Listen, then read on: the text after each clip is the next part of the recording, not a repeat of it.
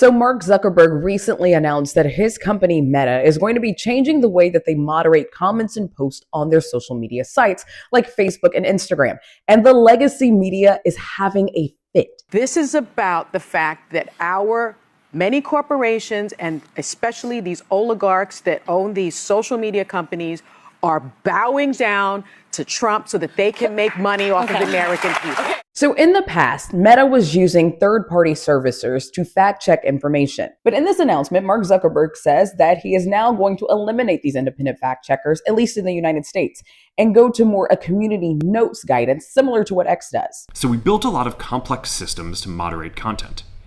But the problem with complex systems is they make mistakes.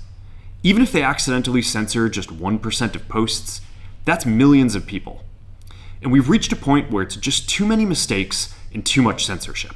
And he also says he's going to simplify some content policies and remove regulations on certain topics like gender and immigration. And so now many legacy media outlets are having a bit of a fit because they say that now this is going to allow misinformation to spread and rumors to continue to spread. But here's where there's a slight issue with their argument. The only way that we can push back on this global trend is with the support of the US government. And that's why it's been so difficult over the past 4 years when even the US government has pushed for censorship. Oh yeah, you heard him correctly. He said that the US government was the one pushing for censorship. And he's not wrong, but he was a part of that censorship as well. So on August 26, Mark Zuckerberg sent a letter to the chairman of the House Judiciary Committee, Jim Jordan. In that letter, he details how the Biden administration and White House officials pressured not only Meta, but other media entities as well to promote and to unpromote certain topics on their platforms.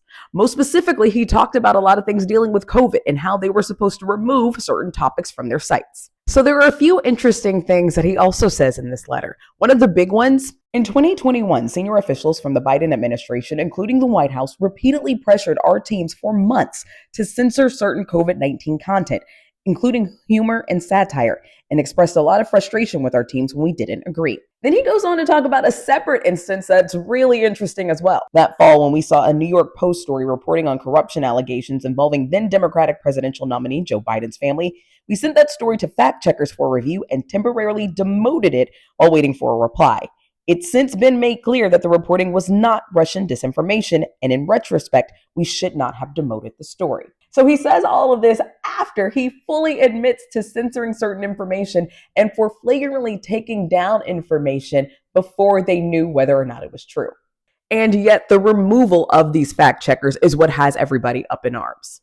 And in another slightly surprising note, Zuckerberg also says that he's going to be working with the Trump administration to make sure that censorship doesn't continue to happen.